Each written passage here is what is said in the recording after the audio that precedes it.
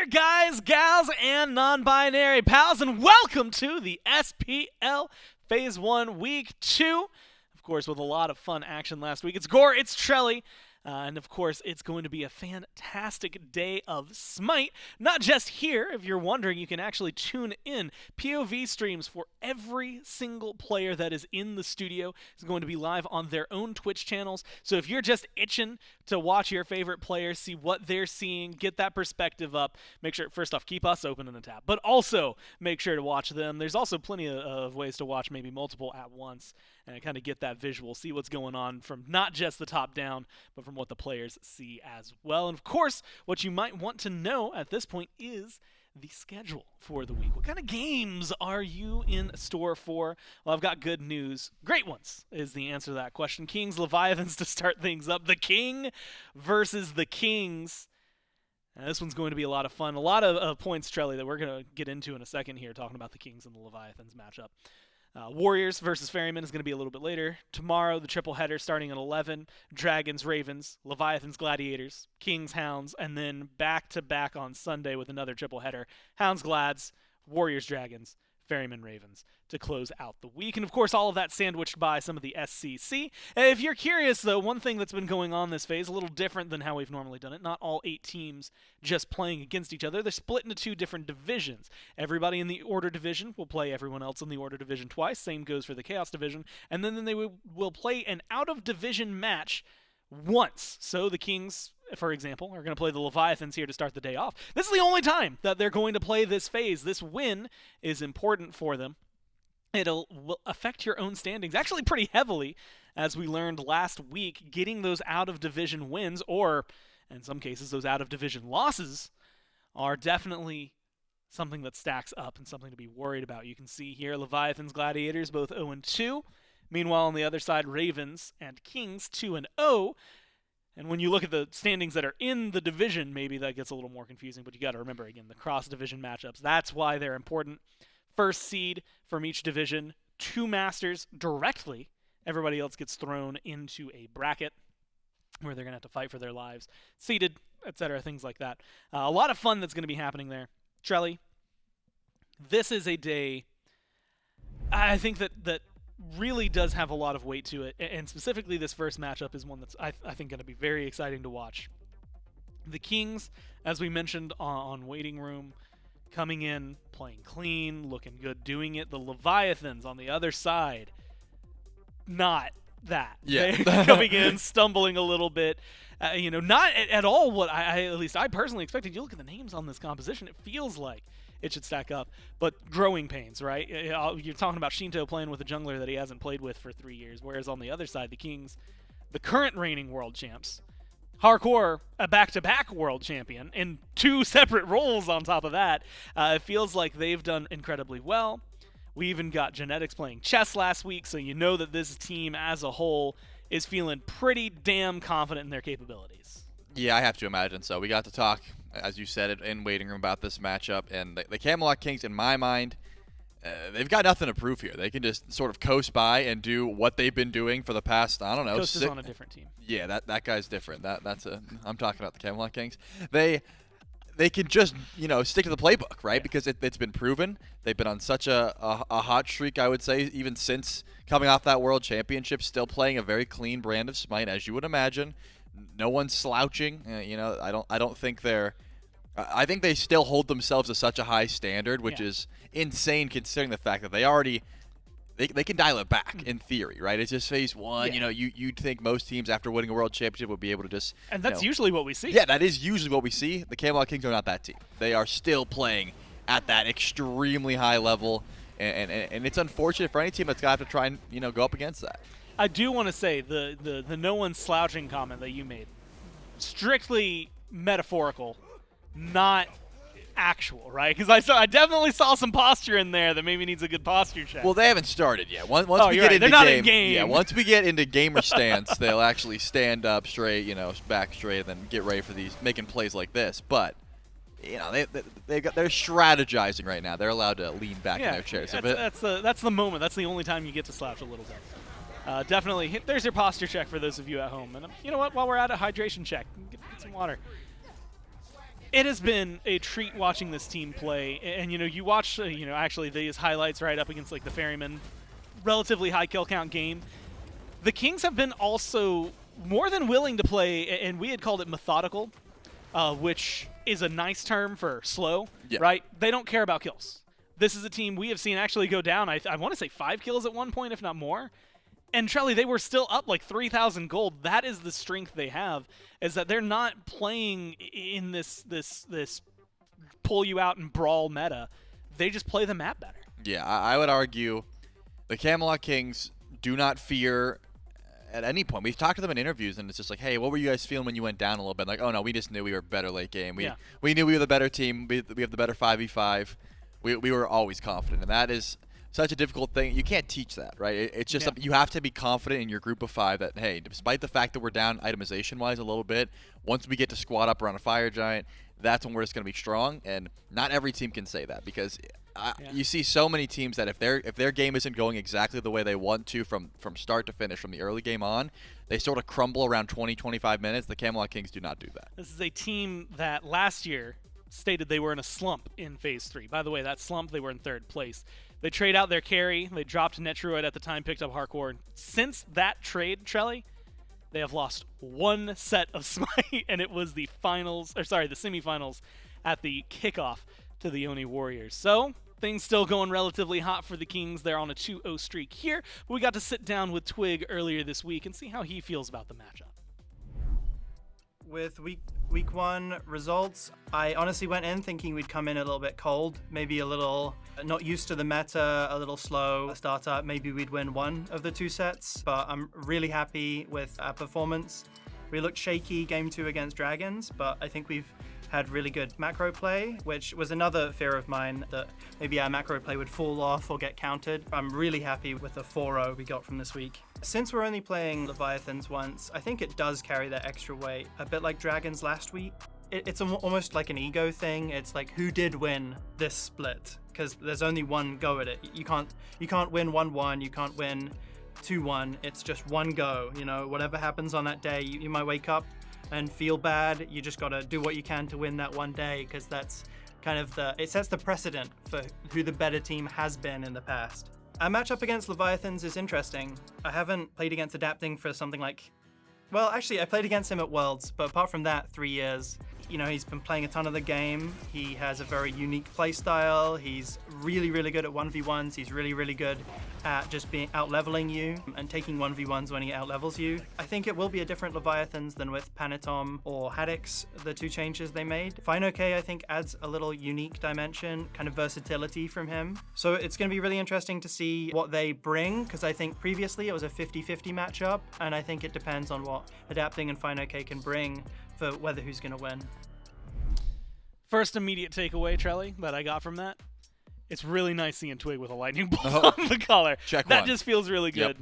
Yep. But also, I think the respect, right? Like recognizing that they were happy that they didn't fall off as much as he thought they would, but also acknowledging that he thinks that what they have done in the past to prepare for the Leviathans is not going to be the same as this Leviathans they're going to be playing today, because of the fact that they now have Adapting, that they now have fineokay, very different players than what maybe Haddox and Panatom were bringing to the table. Yeah, and I would argue Twig's always humble, right? And saying the matchup is 50-50, considering how good they have been and how on such a hot streak Camelot Kings have been, seems a bit disingenuous. But, there was a time when the Leviathans were at their peak as well. Twig 50-50 is like a real 80-20, right? That's like the conversion rate. Yeah, I think Twig just gives respect, as much as he demands it. So that's just a matchup that you got to be prepared for. But I also think calling out the fact that Adapting and fineokay are going to bring a little bit something different to the matchup makes a lot of sense to me. Adapting plays a different style of jungle than Panatom ever did. And fineokay, despite the fact that he can stick to those top meta picks, much like Haddox, I think he's got something else in his wheelhouse that we see from time to time. It's an interesting team to watch in the Kings, and an interesting team they're going up against in the Leviathans. Again, the Season 8 World Champions, although if you look at the team, definitely a little bit of a different landscape, right? fineokay wasn't there with them. Jarcorrr had been their solo laner at the time that they win that, now going against his former teammates. And Adapting, who's got 2 lightning bolts on the collar, but Has not been up at the SPL for a little while, as Twig had mentioned, right? Outside of playing at Worlds, Adapting coming in with one of the SEC squads, hadn't really gotten the opportunity to play against Adapting for like 3 years. And so definitely someone that we're looking at. And a point of conversation that I think has come up a little more often lately. Sheento last week didn't quite look like the Sheento we're used to. Yep.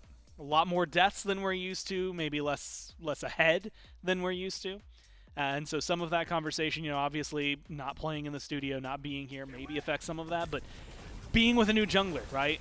Playing without Panatom, with someone new, even if you've got a lot of scrims under your belt, it's still a different environment, and learning how Adapting plays, as Twig said in his style, he's got a very unique play style. This is definitely something that I think that the team has to adapt to and kind of figure themselves out again. Yeah, they're still looking for that identity, right? It's difficult to decide if you're going to be playing through mid lane, especially when Adapting has been able to make plays like this, where I think he still has that opportunity to hard carry a game away. Are you just looking to, leave Zap on an island like the Leviathans of past, where you never look towards duo lane and just sort of leave him on his own merits? Maybe he gets camped, maybe he doesn't, but you're getting so much pressure elsewhere that it doesn't matter. The Leviathans are still trying to figure that out. It is still very early days for this team comp.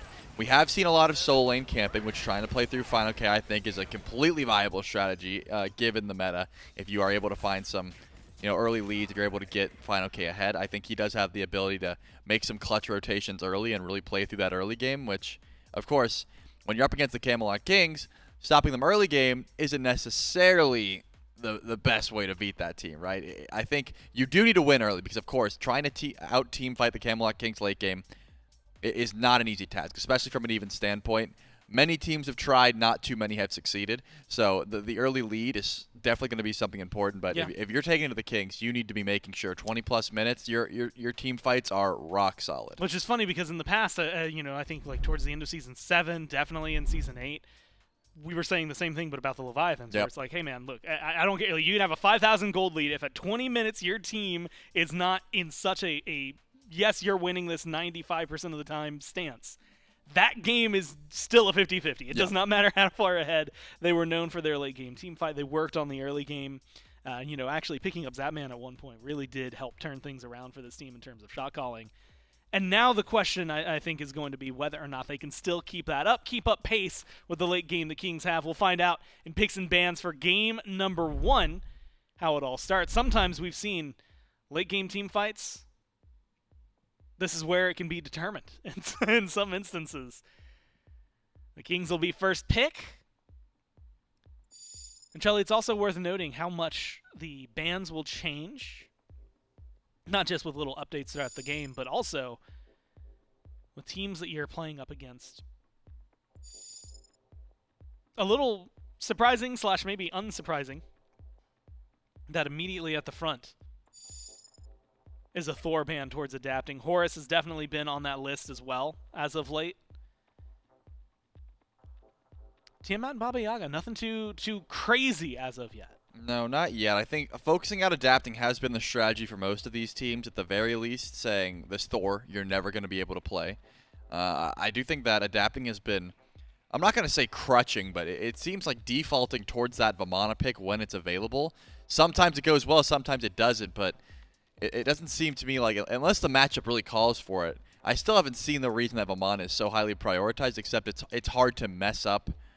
It's hard to get camped as Vamana, I suppose. You can't fall behind, which there is value in, but so often we see Vamana just not be able to perform ganks because you need a little bit more movement speed, you need a little bit more damage online, and that sort of play is hard to make. So Camelot Kings just going to take away that Thor. I think the Mercury, the Alquang, still things that Adapting likes to go to, so he still has options. But more often than not, it's been a lot of these support-style bans into the King, so the Horus, definitely going to be a smart call. But the Baba Yaga also going in for the Leviathans. They want to try and deal with a lot of what BMT's been able to do. And remember, we've seen BMT's Neath be taken away again recently. There's been a few bans heading his way that are not the traditional top mid laners, and it's just because he plays them all so well.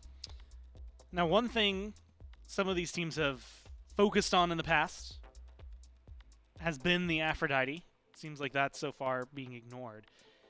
But when you're looking at first picks, you had mentioned the Vamana. I think also worth mentioning the Hercules. Oh, yeah. Who last week, if I remember correctly, I mean, yeah, he played 9 different games, won 7 of those 9. I mean, that is absolutely stellar for someone like that. Both Hercules and Vamana picked twice by the Kings last week, each first picked once by them, so we'll see if maybe they are still valuing those as heavily here. Trelly, wouldn't you know it, the Hercules, I feel like it's one of those things, we always see this with the meta. There's a couple of picks a few teams keep gravitating towards, right? Marty's the new flashy, he does a lot of damage.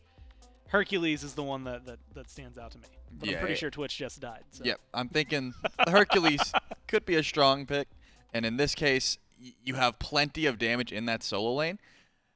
But, you know, it depends what you're going up against. Well, we're going to kick it to a quick break, and then when we get back, we'll be into picks and bans. Thanks for sticking with us through the brief break. The good news is we're back, 1, and 2, so we got picks and bans ready to show you guys so you can see what is up. And so we can see where everything fell out. So, Charlie, we got everything on the board. Cernunnos, Hebo. We were actually talking during the intermission, I'll call it, about how we kind of didn't want to see the Leviathans go for the Vamana. They actually banned it out. It was 0-4 for them last week. How do you feel about the 5 they get? I'm a big fan of the Serqet in particular. I think this is a pick that can bring that early game relic potential that Vamana just does not have. You can blink in Cobra's Kiss, find some CC, go crit early on. You get free crit now with that ultimate ability, just leveling it up naturally. So I think it's a big difference maker from the Vamana. I need Adapting to get more active early. I don't want him sitting back and farming as he has been, and this is a good look. On the other side, though, you're up against a Ratatoskr and the Martichoras, which got through. And that's not even to mention that Genetics is back on the Terra. The Camelot Kings, I mean, they're doing whatever they want, it seems. I got to ask you about the guy that's standing out to me the most, though, right? Most of these picks we've seen over the last, week, 2 weeks. Rat is something that the Kings just like playing, right? Yep. So that one has a little bit of leeway, even if we haven't seen it. Chaac, locked in. How do you like him? Well, number one, it's important to know this doesn't seem to be the jungle. This seems to be. It feels like solo lane. Yeah, it feels like solo lane Chaac, and I think Vital Amplifier has done something to the solo meta where if you've got a heal. Oh man, he's gonna be swinging. Yeah, if you got a heal that can deal like similar to Hercules, you can match up against him. The Surtur, I think, takes a buff from that. I mean, I saw Lasbra go Kali with Vital Amplifier. If you can make use of this item, you can scrap. So this is what I'm talking about. I think Chaac may have gotten an indirect buff with this item. I'm curious to see how he can stack up against Hercules, because as of now, Hercules has just been running the solo lane. Well, maybe we'll find out. Can Chaac take over the solo lane? Can the Leviathans do it here? We'll find out in Game 1. That's right. It's game number 1 in our second week of the SMITE Pro League in our road to Masters, and we get to kick it off with the Camelot Kings and the Atlantis Leviathans. It is J-Mac, Mifflin, and Doug here to bring the action for game number 1. Now, Miff, we didn't get too much time to really kind of go through some of the rosters and some of the components, at least, of these two teams throughout the draft. Immediately, I'm noticing, at least out of the Camelot Kings, kind of a return to form, focusing on objective play, the double hunter, plus you have some Hercules and Terra out there for some late-game team-fighting CC. How do you kind of feel about the Leviathans to stack up against this squad? I mean, when you look at Sheento's pick, Hebo's been top of the priority list. Zapman picks on that Cern, another top priority list pick. Ronngyu as well. The only major question mark, I think, and the desk brings it up pretty well, is fineokay on this Chaac. How is that going to perform? How is it going to round up or stack up against a Hercules? I'm not sure there are many picks right now that are as good as Herc, especially in some of these late-game team fights. But as far as a cohesive unit and how they're going to address the engagement, I think the Leviathans have got themselves a very strong composition from even or ahead. From behind, you're going to start struggling a little bit in counter initiation and things of the like. Well, Ronngyu trying to go for at least a bit of an invade up against Jarcorrr and Genetics. Not going to find anything this time through, though is just kind of playing spoiler. And this is very reminiscent of a lot of what we were seeing at the tail end of Season 9, Miff, where the support's over there trying to either steal a buff away or at least be a nuisance to the enemy team there. So it seems we're starting to see some of that old play of Season 9 come back here in Year 10. Yeah, just be annoying. What was it that Mike said? If you can describe a support player as annoying, that is a good support player. That's a win for them. That is absolutely all they want to do. So often they're sacrificing farm for pressure. Jarcorrr barely survives that one. Great walls from Genetics. Just blocks out the last bit of those auto attacks. Is it a turnaround? Ronngyu now low, but Genetics doesn't have any more relics. She's both the Sunders. Does have the root to slow down at least for the stun. Zapman and Ronngyu almost got a kill on Yark. It's now immediately being turned right back against them. And look at Jarcorrr, able to re-sustain up with potions, some lifesteal and build. Jarcorrr just fine. Now it's Ronngyu and Zap under the tower. Yeah, still 2 HP pots for Zapman, so should be able to re-sustain. And with the help of Ronngyu, a couple auto attacks on the Yemoja should top him off. But Genetics' play there, individually, just perfect. Blocks those auto attacks to secure Jarcorr's escape route, and then returns the most damage in the game, nearly cresting that 1,000 mark already. Just that essentially Frostbound passive that Terra gets from just having a Monolith out or having a Structure out. Every single one of her auto attacks afterward, gonna apply that slow. Very difficult for Zapman to escape that damage until he gets access to that dash. Adapting. Rotates over to grab the shield buff. You even saw Ronngyu trying to zone Genetics away from the buff just in case, but Genetics a little too slow to steal that one away, but how long will Adapting stick around? Would have been the question, but it seems he's already answered that and is now heading back over towards mid lane. Has a couple of mid camps to farm up, at least for his squad. So the question now really comes, at least for the Leviathans, it got briefly kind of talked about on the desk, this Leviathans team, even during the waiting room we were discussing a bit, trying to find the full identity of this squad, because it feels like now once you've shifted Panatom out of here, you lost some of that early game aggression through your jungler. fineokay matches up at least on par with what Jarcorrr and Haddix were able to do in the soul lane.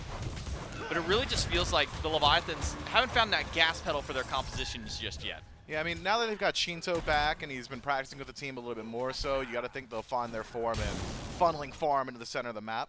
Seems to have been the case from the last couple of years, but for now, a lot of these teams have been able to address that, be it through continued aggression onto Sheento. We've seen that answer a few times now, or even just out-drafting for late-game potential. Seems to be an option. The Camelot Kings, a little bit of column A and column B with their composition. Excited to see what BigManTingz is able to do on this Marty. Otherwise, I think for now, neither side really has the onus to get overly aggressive in the early game. Maybe you lean a little bit more so on the Camelot Kings just by nature of being a 4-Fizz draft and having a support that is not exactly known for burst potential. And I'm not certain that Terra is so threatening. They're going to force out some magic defense there. So if you're worried about late game scaling and defense options, get active a little bit earlier on. Sorry, I had to hold my breath there. Yeah. That double tap was nice. Adapting, standing by, not level 5 yet, so will not have access to the Cobra's Kiss, and I don't think fineokay wants to step up with how low he's been.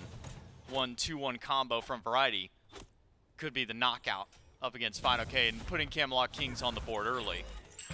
And talking about the Camelot Kings, and this Martichoras, been seeing mostly dual lane play, at least out of this god, not very much out of the mid. How do you kind of feel about Martichoras? We got, our first kind of week to look at him. Saw a lot of struggles more than anything going that ability style. Didn't really have, the burst damage, the crit around the objectives. How do you kind of feel about Marty on another composition with the Hunter? I feel like Marty fits the role that AMC used to, where it's you don't necessarily want him in the dual lane. If you can get a double Hunter composition, he just slots in very well with the penetration in his ultimate, as well as the anti-heal. Very high ability pressure, so deals with these waves easily. It's essentially peak AMC all over again, but safer because he can remove himself from the playfield and gets that 40% movement speed very early on, as well as a stealth. CaptainTwig taunted in by Adapting. Ultimate there from Adapting. Quick dash out by Twig. Does have the ultimate if he needs to use it. Will go up in the sky to get away from Adapting. He'll lose out on the mid camps. It really looked like Twig is maybe trying to wait for BMT or Genetics to close in and give him some help, but when no help was there, CaptainTwig makes it out, ult for ult trade to the junglers. Yeah, it looked to me more so indecision from CaptainTwig. Wants to rotate through mid to hold that ultimate, but realizes his team's so far back that it would have been a death sentence, forced into the air by the positioning of Adapting. And that's a major loss to the early game potential of the Camelot Kings. This Ratatoskr likely to be the progenitor of the aggression early on. Otherwise, you're really just leaning on Genetics to start up these fights, and it's still early game. It's not exactly a tank just yet. Submitted by fineokay. Adapting's out of his, and CaptainTwig steps too far forward on the invade. It's the Atlantis Leviathans on the board first. Can they find a second one? Adapting still no ultimate. Variety should wisely pull this camp away back towards the tower. Will immediately dragging into the tier 1. No threat of death to him, no threat on the objective, but it's first blood for the Leviathans. A clean play, and a play from the Camelot Kings that I wouldn't have expected to have seen. CaptainTwig wants to lean on the pressure that Variety has already established. He's been getting the better end of that lane in the 1v1, so an invade makes sense, but you have to take into account just the 20 seconds prior, where CaptainTwig's forced to use that ultimate defensively, heads back to base. There's a slight experience and gold disparity between him and adapting. You'd expect the Leviathans to want to put up a defense there, and with that massive displacement and disruption tool that is fineokay's ultimate on this Chaac, just makes it so difficult for CaptainTwig to escape a situation like that without his beats. Had he not auto-attacked the buff and maybe can use that blink to bait it out, things could have been different, but the second that ultimate connects from fineokay, that is CaptainTwig's fate sealed. No beads for the Ratatoskr, as you say, going for the blink in that relic. Variety, it was highlighted earlier. Something at least to me mention as to why we kind of had to hold our breath in that 1v1 versus fineokay. Variety goes for the wing shard, something that we don't typically see out of your solo lane warriors, especially ones like Hercules. You typically think things like the cooldown shard are pretty good for him. Get your cooldowns up a little bit more so, but going for the extra movement speed and attack speed instead. Hercules' auto attacks are perhaps the most slept on auto attacks in the game.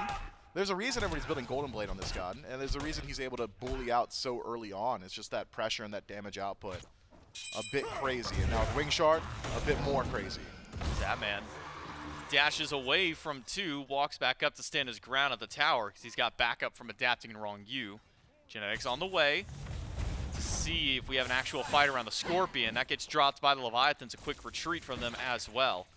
And nice little hover there by Doug. Something that Trelly was shouting on the desk is that Vital Amplifier picked up for fineokay first slot. A little bit more auto attack damage. I believe stacks up to 15% additional auto attack damage with Vital Amplifier, so should be able to stack that up relatively easily. Yes, it is 15%. So it's going to sacrifice a bit of survivability early on. Thought maybe it would have been a Caduceus in that first slot, but I think if you're worried about Variety winning out these auto attack trades every single time, now fineokay has a bit more oomph in that fight. 1v1 against the solos. Nothing should go down from there, at least for now. Maybe if Variety hits that knockup, could set up for a position for CaptainTwig to join the fray, but Camelot Kings, even falling down to the first blood, has not really slowed down CaptainTwig or Variety. CaptainTwig, you would think that with that first blood going over to his immediate opponent adapting, that'd be enough of a lead or a moment for adapting to kind of kickstart that lead for himself, but I haven't seen that just yet, Mifflin. And in fact, adapting, I'm not sure if he sold it after leaving the base or maybe sold it in the base. Originally was going towards defense, but now it's towards crit on the Serqet. I think he's right to do so. Get aggressive against the squishier targets, the Camelot Kings, the double hunter composition. Means that you've got 2 great targets. Assassin's generally very good at dealing with these more sustained damage picks as opposed to mages, so adapting. We're going to shift things up here. And if I'm to trust all the propaganda on Twitter and all the conversations I've had with pros, no amount of defense is going to save you from crit, not in the current meta. So I think fighting fire with fire and fire being damage, the right call for the king on the side of the Leviathans. But it's the Camelot Kings who have just been winning out in this early game. Neutral farm across the board just continues to go their way. It's been the case for, what, 2 entire years now? The Camelot Kings have just figured out that macro so well. Their farm split so efficient. Nobody has found an answer.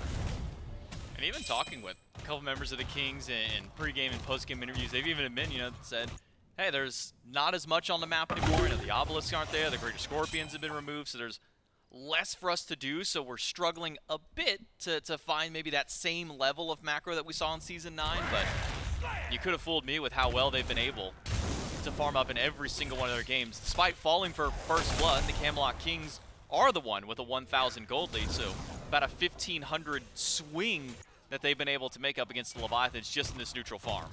Yeah, the Leviathans, I think, now really want to get active around adapting. Sheento's hit a very significant power spike. Spear of Desolation finished up.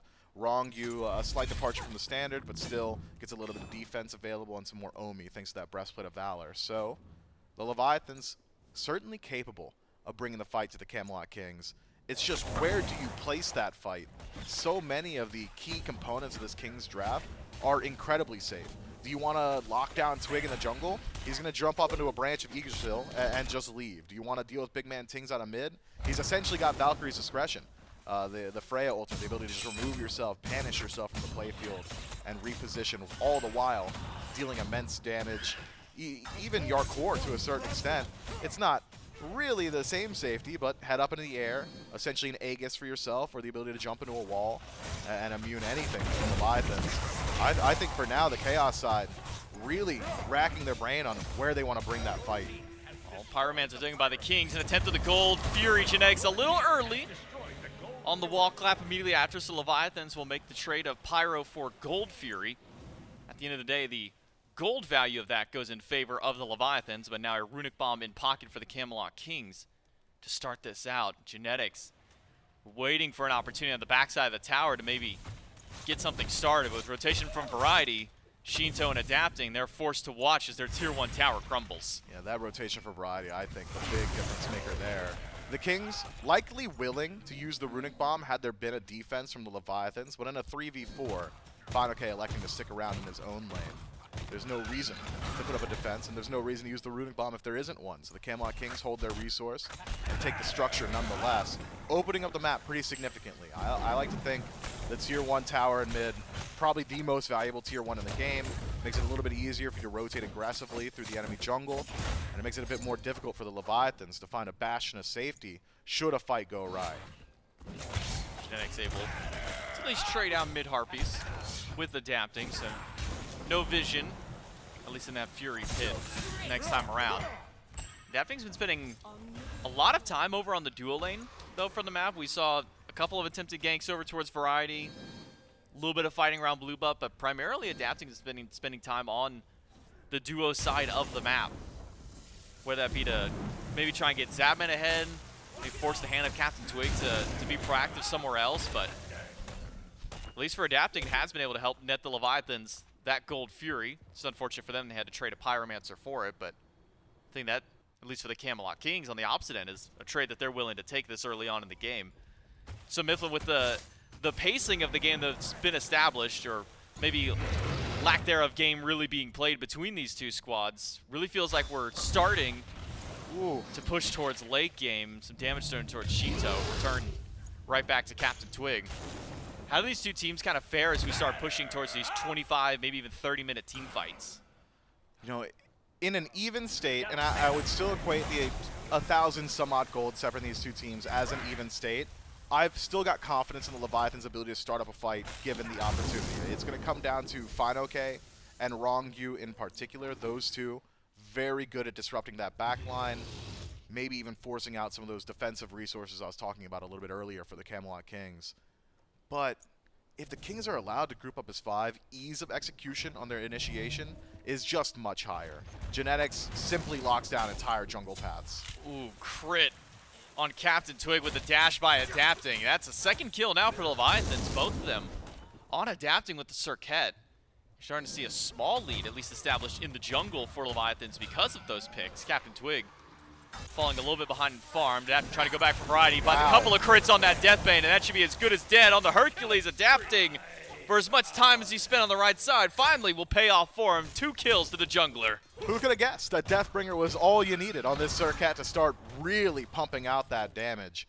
So much crit starting to stack up immediately, and the Leviathan's playing well around it. Aggression on the left as an answer to aggression on the right seems to be the Camelot Kings' MO. We'll take out the tier 1 tower. Zapman not loving his odds in a 2 versus 1. We'll go ahead and let that one down. I wonder, the Camelot Kings and the willingness to stay involved on the right-hand side, likely due to the fact that CaptainTwig had forced out that beads from Sheento, assuming that he'd go back to base. But you shouldn't be worried about Sheento anymore. I mean, adapting clearly the threat on map. And now, having given the information to adapting that he's got the damage output already, can now start to shift up his playstyle, or shift up his build, or rather, a little bit more so. Now into defense, post-Deathbringer. Now, you say maybe forget about Sheento, but at the same time, I don't think you can really forget about Sheento. Remember, this is a Hebo moving into late game. Already 2 items in the build.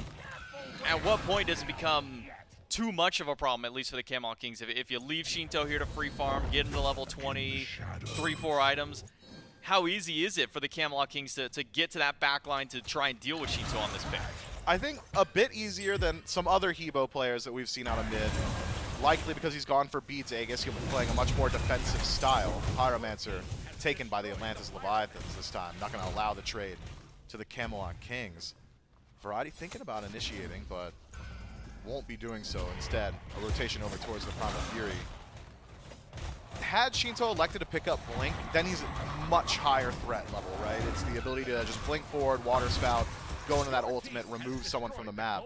But because he's elected to go for these defensive relics, it means that it is really going to relegate where he's allowed to stand in these fights, the die potential of Twig, or even Variety's ability to just separate him from the engagement, I think, going to be very strong come 5-on-5 time. That said, once you get to that back line, sure, you'll be able to make contact with Sheento, but he's been allowed to free farm for the last 16 minutes, and with Ratatoskr and now Divine Ruin as well, I'm not sure anybody really wants to line up against him. This next item, Power Spike for Sheento, I think, is going to be very telling. Surprised he's elected to forego the Doom Orb, but it seems to be the bread and butter for the majority of these mid laners. Instead, anti-heal on his mind.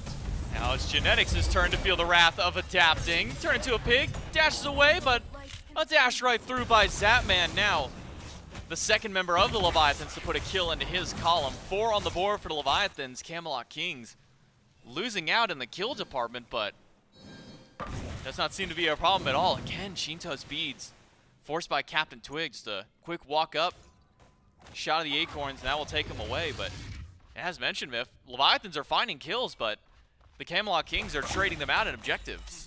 They are, and they're keeping the game relatively even. Finally, though, the Leviathans will find their first foothold, and it's in the experience department. You'll see that in the jungle, you'll see it a bit in support, and at times we've seen it in that soul lane as well. But split between 5, even 2,000, not enough to be significant, considering how late in the game we're already starting to approach.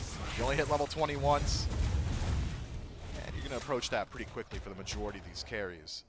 So for now, it's really just adapting, benefiting greatly 2 levels over his contemporary CaptainTwig on the other side. And with defense now, Spectral Armor for adapting, it's just going to be so difficult to stop him, even when he has to lock himself down with that committal ultimate.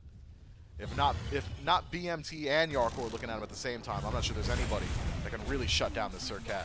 No, Riptide catches both Variety and Genetics, and Variety gets thrown right back through a River's Rebuke to lock him in place. And another one on the board for the Leviathans. CaptainTwig dunks into the backline, finds 2, but immediately has to back himself away as the Leviathans have all funneled themselves out of this team fight. Genetics is trying to keep this one going, finds a stun onto Sheento, and he is as good as dead. CaptainTwig with 1, but adapting dives into the backline and dies in an instant. BMT, credit to the kill, now 2 up for the Camelot Kings in the fight. It's CaptainTwig who sows the seeds for that turnaround about a minute ago, when he takes the beads off of Sheento. Now makes it so much easier to actually secure that kill. Aegis buys him a moment, but not enough. Adapting tries his best to create space, go through, rip through with that damage from the first ability, but only dies immediately afterward. Now it's the Camelot Kings with all the momentum on their side. 2 dead on the side of the Leviathans. They're pulling the fire. Fire Giant started up. They've got crit from York to keep it going. The Leviathans, fineokay is trying to get into the pit, will stand by, but Zapman's being zoned away by Variety. CaptainTwig hunting for a kill as well. Zapman dashes away, no relics to his name, and a boulder from Variety to put him down. The Fire Giant still active for the Camelot Kings, and no one from the Leviathans can make their way in. It's fire on 5, a push by Variety, adapting on top of 1, but immediately has to dash away, because look at BigManTingz free casting in the backline. Adapting does get 1, but up in the sky, death rains from above for BMT. fineokay pushed against the wall and shoved in a locker by BMT. Double kill for the mid. BigManTingz allowed to do whatever he wants in that engagement. Variety creates a space. CaptainTwig, a diversion. The Leviathans kill hungry to shut down that jungler, and they do so, but allow BMT to do just too much. Taking Fire Giant off 1, certainly valuable. Considering CaptainTwig, nearly lowest level on the team, the only one below him, Genetics, he's got a very short respawn timer. He'll be able to rejoin his team shortly. And it's not as if Ratatoskr is the most important portion of your composition in Siege time. That's your ADCs, that's your tank. So if anyone's got to lose it, I think the Camelot King's probably happy that it's Twig. Now it's the Leviathans, and how well can they defend with the first significant gold experience gap. Camelot Kings got plenty of caches to collect from on the map. I wonder, generally now, It's first Fire Giant. You're not super necessarily going towards this Phoenix. Instead, I think clearing out the 4 remaining towers likely on the mind of the Camelot Kings. Push that lead even further ahead. That's not to say that a Phoenix is off the table. A couple of picks, you'll probably move yourselves in there, but Leviathan's composition, not going to be easy to siege into. Or dies on the Zapman. Beads are up for Zap, but he is just getting out-traded crit for crit. Up on the tree is CaptainTwig to dunk down in. A dive-by and a kill for CaptainTwig. Camelot Kings, Yark and CaptainTwig dive in. They find their one. And now maybe this can open the door for that Phoenix you were talking about, Miff. J-Mac, it just got easy, and it got easy so fast for the Camelot Kings. Zapman too far up the lane, and Jarcorrr will take any 1v1 opportunity he can get. 2v1, even better. Now it's the Camelot Kings, they're walking in. Ultimate from Ronngyu to try and slow this down, but into the wall goes Jarcorrr, a dive away, and ultimate from BMT does a lot of damage to Ronngyu in the backline. BMT is just doing so much through, but Variety gets taken down by adapting Jarcorrr. He gets him sustained back through. fineokay rooted in place. The wall will block off his escape path as well, but CaptainTwig finds one in the backline. Ronngyu being dove on by Twig, and it's a double for the jungler, the Camelot Kings.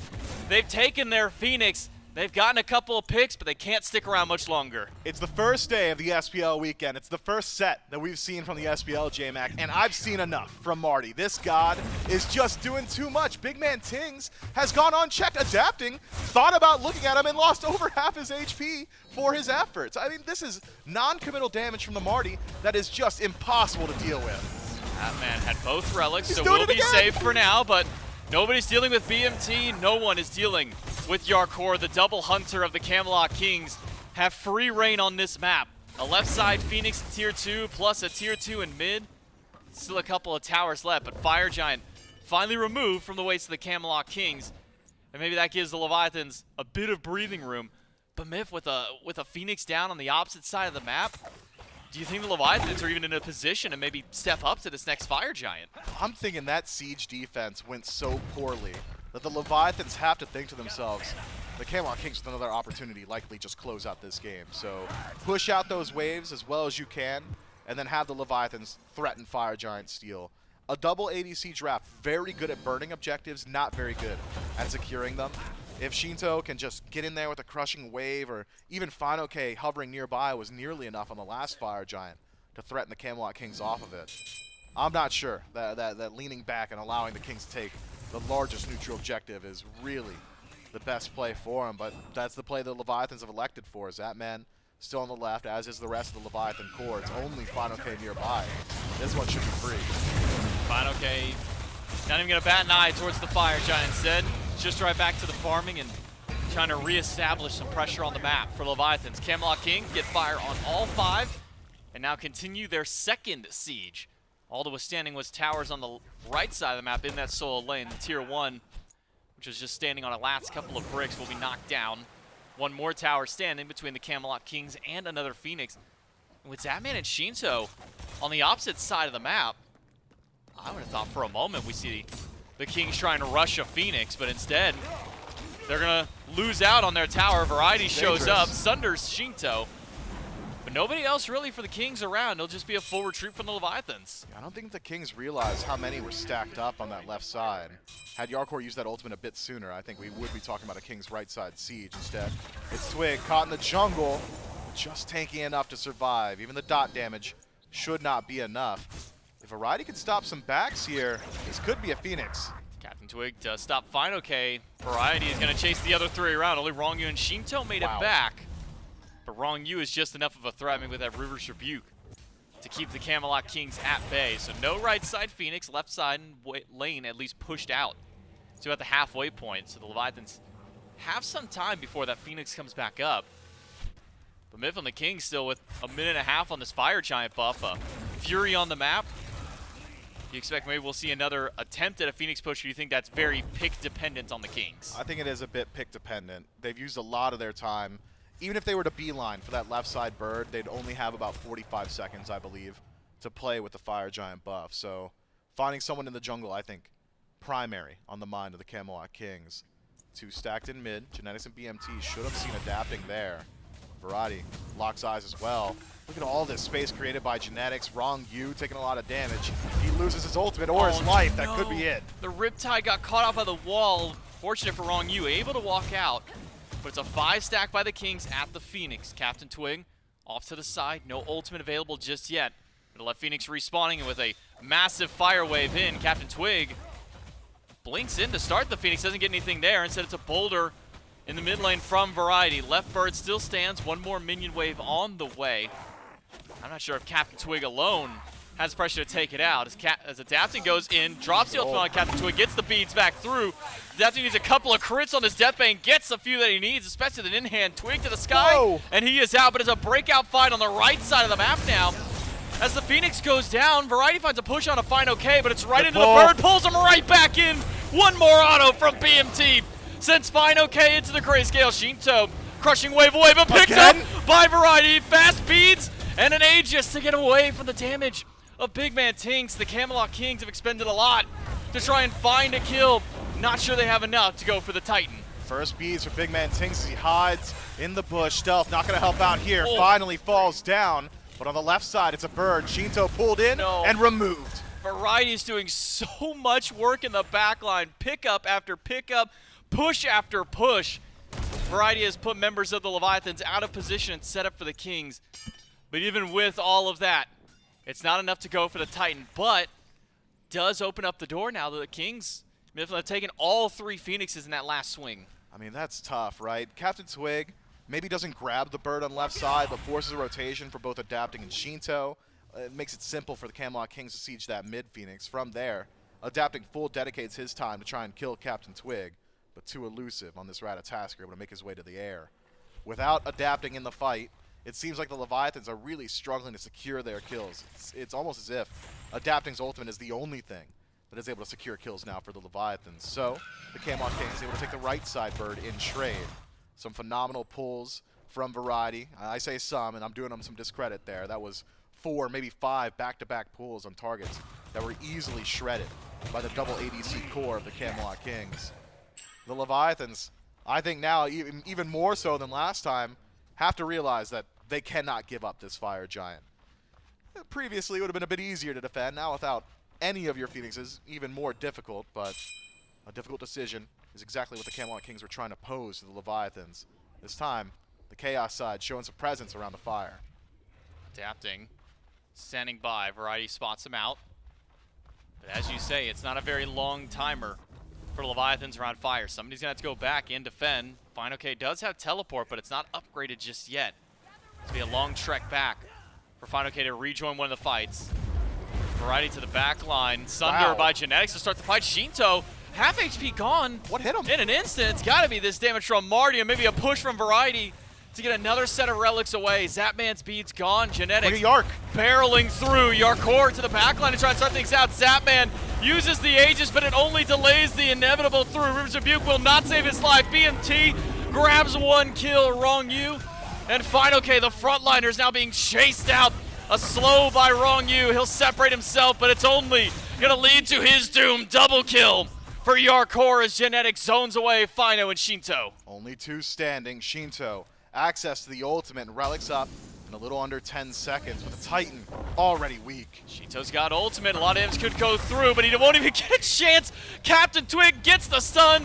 BMT with the damage from range will focus on the Titan while the Camelot Kings remove the last Leviathan from the map, and game number 1 of the set to the Kings. I'm going to do a favor to our desk and our analysts on the desk. I'll make it easy for you. Marty's got to go. Marty cannot be in the game anymore. BMT's Marty may be better than everybody else's. We don't know. Haven't got the most data on this pick. But what I do know is that he doubled up the next highest damage in the game. That simply can't be the case. The pressure, immense, was under 0 threat throughout the entire match. I believe only has to use his relics maybe once throughout that game. Loses his life, but after taking every single Phoenix, I'm sure, a trade he's willing to take. The Camelot Kings and BMT certainly on a roll. Yeah, this Martichoras been struggling to say the least, at least in week 1 of the SPL. Only found a couple of successful games out there, but could fool me with the performance that BMT had on this game here as well. Variety on this Hercules. Final Leviathans, I may be taking first pick to pull that one away. Maybe not necessarily a ban, but I don't know if I want Variety having that pick again either, Mifflin. No, the Hercules space creation, the damage output from BMT, even the map pressure that CaptainTwig is able to establish. I know his slash line doesn't look very good. I believe at 1.1 and 3, dying repeatedly to adapting in the jungle, but every time forcing something, forcing a blink off of adapting or a beads off Sheento, most often those beads off Sheento, creating that value and opening the door for teamfight wins. Leviathans find some early kills in game number 1, but it's just not enough to slow down the Camelot Kings. The Kings lead the set 1-0. We'll take it to a quick break. We'll come back for game number 2.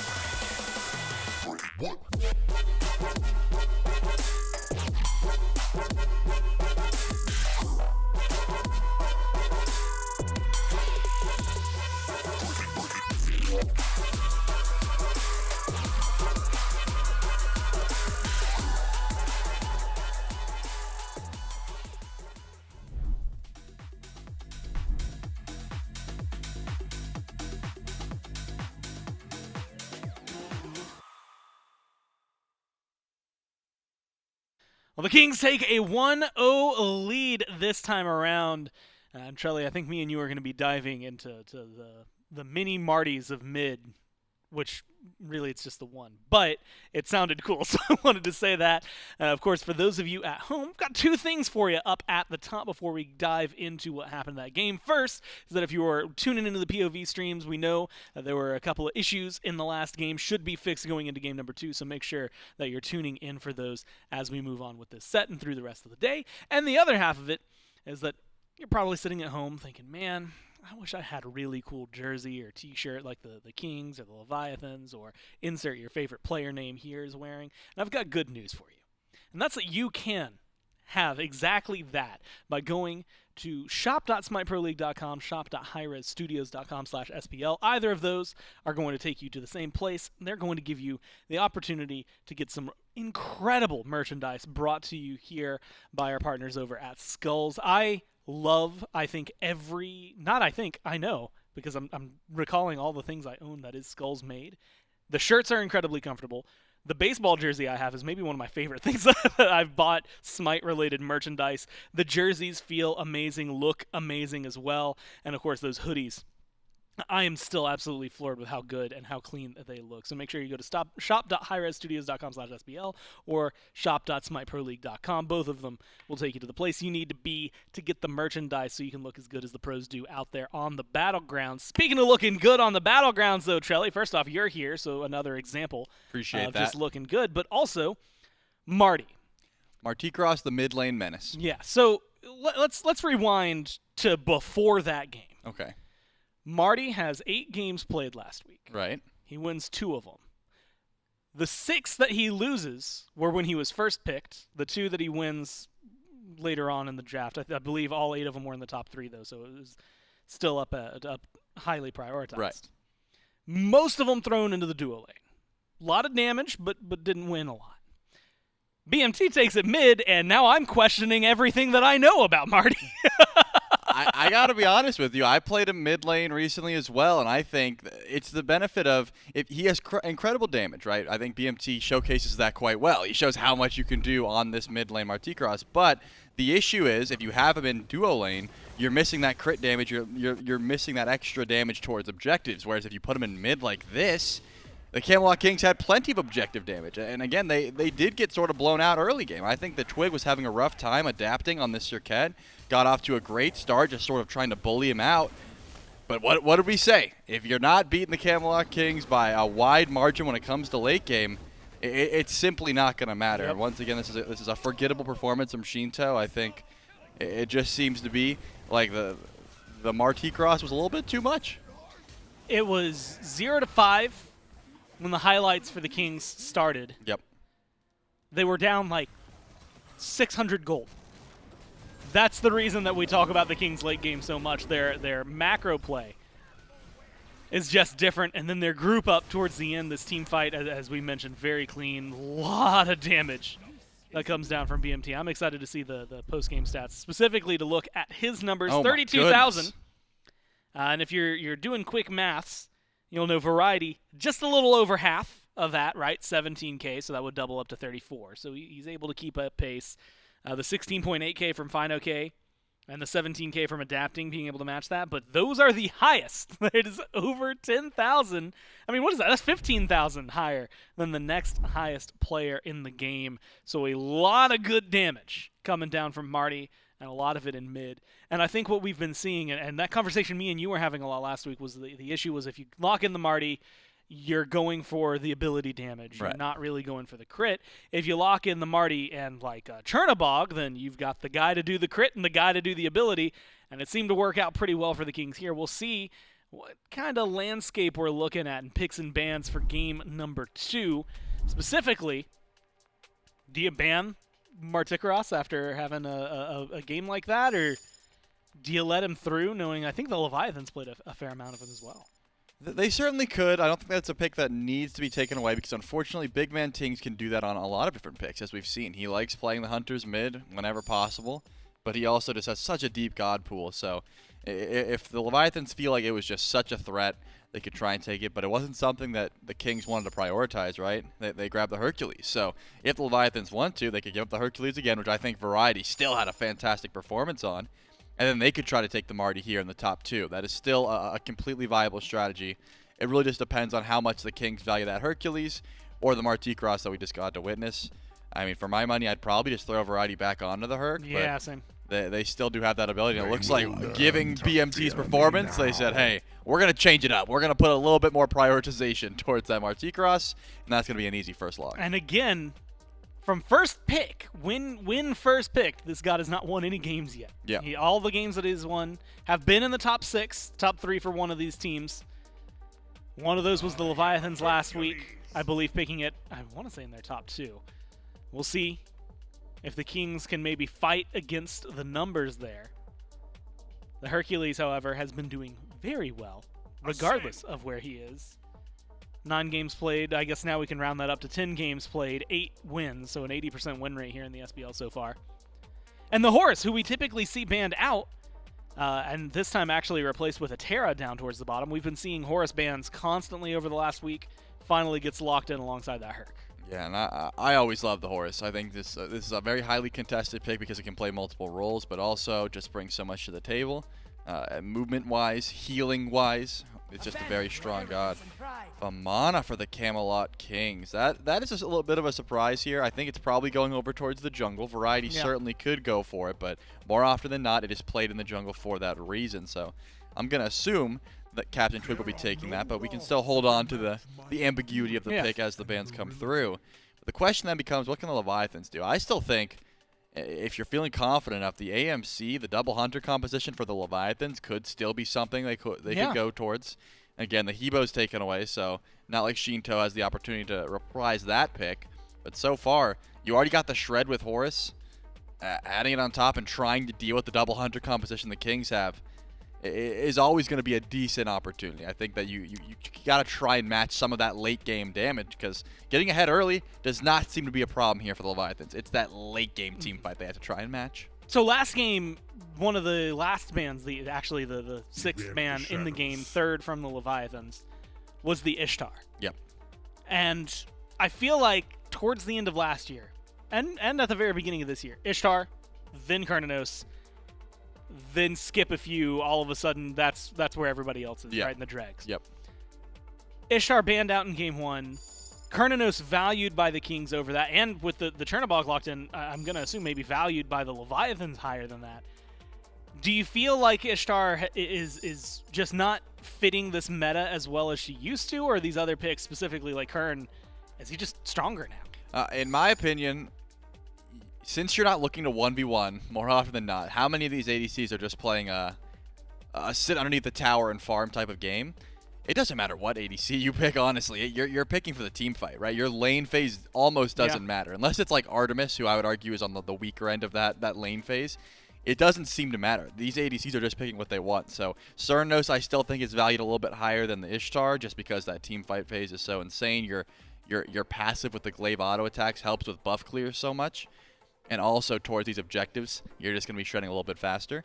But I think it's personal preference. You just pick a hunter you like, and in this case, we see the Chernobog prioritized not for the lane, but for that ultimate, right? Being able to split push late game, being able to join in fights whenever you want, that value cannot be ignored. So the Leviathans have a ton of semi-global and just global presence already with the Horus and the Chernobog. You know, we've seen enough of these gods get flexed around that realistically, I couldn't tell you exactly where anyone's going. But it seems like Camazotz, jungle, Horus, support, Hercules solo. Yeah, that's what it seems like. I'd be willing to bet that's the case, but we've been bamboozled. Yeah, we've been thrown for a loop before, so I'm gonna hold on to that ambiguity. I still think the CaptainTwig takes the Vamana, but the Kings always had that opportunity to change it up, right? Vamana still was a very prominent solo laner at the beginning of this season, and that this isn't real. I'm not gonna analyze that. That's not real. And I'll tell you what it's doing is confusing me. It's not real. Yeah, it's kind of like, you know how CAPTCHAs, they'll throw like a bunch of stuff to skew it so that like a computer can't tell what X is. That's what this has done to my brain. Yeah, pick all the gods that are in an actual SPL draft, and I would not be clicking Agni and Hades right now. See, they're just messing with us. They think they're funny. Yeah, but my brain wants to put them somewhere like so badly. That makes a lot more sense. I was going to say, this now, all of a sudden, they went from 2 silly picks to 2 picks that I believe in. Yeah, I think they were just hovering while they were thinking about it, and this makes a lot more sense. The Nox is one of the best supports in the game right now. Mages, if you've been listening to the conversation of these support players, mages are just better supports more often than not if you can find the ones that can build that Lonos mask and get the extra protection. So Nox, still going to be incredibly gross if you're able to set up for your team, you're able to hit those stuns I'm sorry, consistently. what? And kills you. What? That's a shock as well. I think that Janus is a little bit slept on right now. I didn't expect it to be picked because of how hard he is to actually pilot, but if you're able to get the Doom or the Spear of the Magus online, he does crazy damage. It's just, are you able to land that ultimate? That's pretty much the difference maker. Can you stay safe on Janus? Almost always. You should rarely be dying, but can you get the value from that ultimate is the question, and more often than not when we see this Janus pick, the answer is no. Yeah, he's had a rough time overall. There's a few players, I think we were talking about it in the past, where it's like if you're thinking about the highlight plays that you've seen of Janus, then start to realize that you're counting like on one hand how many times that's happened, and triple that number, that's at least how many games there have been. It hasn't been a great time for him. We'll see if the Leviathans can make this work. I do have a question for you about the Nox, though, and it's not specifically about Nox, but more the lack thereof of an Aphrodite, which we had seen so heavily at the beginning. It, banned a lot, kind of fallen off after some of the nerfs.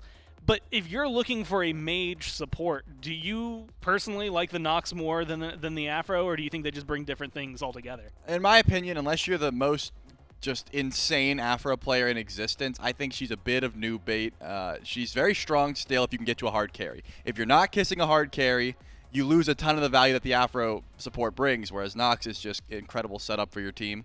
So it's just are you getting the most value out of this Afro pick, which some supports we have seen, and it is disgusting, and that is why it's banned away. But if you're not getting that insane amount of value, then they're this easier execution gods, right? Nox, you're going to throw your silence out. If you hit it, good. If not, back up, try again.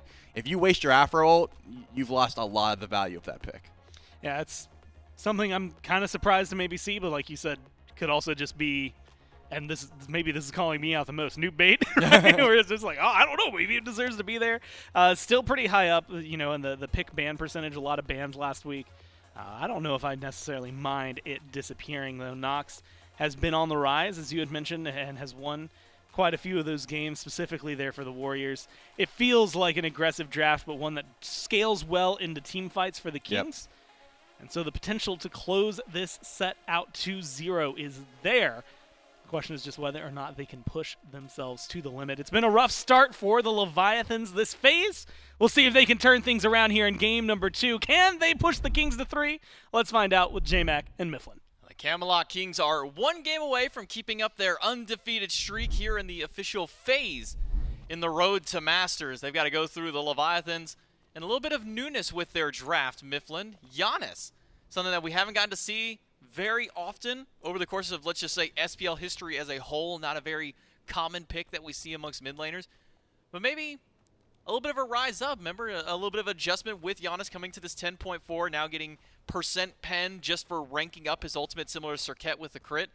Do you think that that's enough to maybe kind of bump up a little bit of favoritism for Janus players? Well, any buff is going to make Janus players want to play him more, right? So if we're going to go off of Sheento, who has shown in the past, and the Leviathans as a whole have shown in the past that they think Janus is very good, I would argue, you know, maybe they're bad actors in this discussion. You don't really want to listen to them on whether or not Janus needs to be in the meta, but certainly is a bit more powerful than he once was. I was a massive fan of this Leviathan's top 3, right? When it was the fineokay's Hercules, we saw the Horus, you know, the Chernobog as well. I was thinking to myself, okay, we've made some adaptations. Sure, you've let the Marty through again, but this top 3 is really good. They lost me with the Camazotz and the Janus a little bit. They're going to have to earn back some of my goodwill personally with this composition. I'm certain Adapting can play it well. I'm certain Sheento is top 3 Januses in the world. But as far as drafts are concerned, I just got to think the Camelot Kings came ahead. And I think it has a lot to do with this Artio selection from Variety. The Cripple Field from Artio just feels like it puts the hard stopper on a whole lot of what the Leviathans are trying to do. Yeah, Variety. No stranger to this Artio pick. It's something that, especially when the Guardian solo meta kind of rises back up, it's definitely one of the top ones for players to go back to, just because, as you mentioned, how versatile of a pick this god can be. Saw a little bit of flex over towards the support role for a brief time, but seems she's making her way back home in the solo lane, at least for the Camelot Kings this time around. I'm kind of talking about genetics on this Nox. I see a Nox. Yikes. I see double Hunter for the Camelot Kings once again. Oh, yikes. And maybe a potential pick there. One more shot from Zapman, but the Bastion being used as safety. Another auto weaves its way through. Not quite enough to find a kill on a Jarcorrr this time around, but Leviathans have once again pushed the Kings under tier 1. I'm loving that aggressive playstyle from Zapman. Lands just about everything that he could there, I believe. Doesn't even miss an auto attack. One gets absorbed by the Bastion, Jarcorrr, positioning very well there. But the Leviathans finding pressure in this lane, I think, necessary for them to succeed elsewhere on the map. You need that dual lane to do well, so Adapting has somewhere he can rotate towards or grab neutral farm from. So Leviathan's doing a good job keeping Jarcorrr under pressure. And while Jarcorrr is under pressure, that locks down genetics as well. So often we see when these ADCs struggle in their matchup, supports are forced to stick around a little bit longer. I think that could be the case now. But if Ronngyu decides to rotate out, I'm sure genetics won't be too far behind him. I'm keeping my eyes on these junglers, J-Mag, because Vamana, of course, we've seen what he can do with the lead, the crit auto attack, Colossal Fury, walk you down style of play. Seems like it really is difficult to answer. But we've seen similar play styles from Camazotz in the past. It's been a while, maybe about a full calendar year, since we've seen the level of dominance from Camazotz that I'm sure Adapting would like to replicate. But with a lead, the burst potential, the safety, a bat out of hell, allowing you to dive early on, could catch out some of these less elusive targets. BigManTingz certainly still safe once he gets access to that ultimate, but Jarcorrr in particular, I think probably susceptible to the dive just as soon as Adapting cresses level 5. CaptainTwig avoids damage from Adapting, but a blink in by Adapting, a jump on top. CaptainTwig needs some backup from Variety to help him out. Should be out. The dash has already been expended. It's just looping around the map here, but fineokay has found the double pick up, but can't find the push just yet. Variety finds the double stun after. CaptainTwig waiting for that dash to go through. An ultimate fired from Sheento. Maybe get some damage through. CaptainTwig actually cancels the dash. fineokay misses the pick up. Variety and CaptainTwig will have to fight in a 2v3. Portal not there to grab Variety this time through as it's just off the mark. Variety pushed against the wall, double stun through, but no dash. Means a first blood for the Leviathans. Good rotation from Sheento there. I'm surprised that the Camelot Kings were so willing to defend their buff. Adapting, playing with a level lead over CaptainTwig, drops him down to about 70% before the fight even starts off in earnest. And from there, Twig just says, I'll group on Variety. We won't get punched. Cripple Field's going to do the work, and it does. But the damage output just was not there just yet. Twig needs maybe 1 or 2 items before he's able to match what this Camazotz is already doing. So taking that fight, I think, ill-advised, especially when Sheento's able to leverage that global presence. Gets involved from across the map. Had he hit that ultimate, we'd be talking about how sick Janus is right now. Doesn't, but still is able to get involved. And I think an indicator of how the Leviathans are going to try and play around this Janus. Have him just get active in these side lanes continually throughout the early. Variety fighting over Totem with fineokay. Able to get out, but does cost him about half of his HP to do so. And I think going back to maybe the jungle discussion, CaptainTwig tried to get involved The Chronos a lot pendant? earlier on. Yeah, let's talk about Chronos Pendant, though. I mean, you pointed out here that Sheento has gone the Chronos Pendant on this Janus. A lot of cooldown available to him.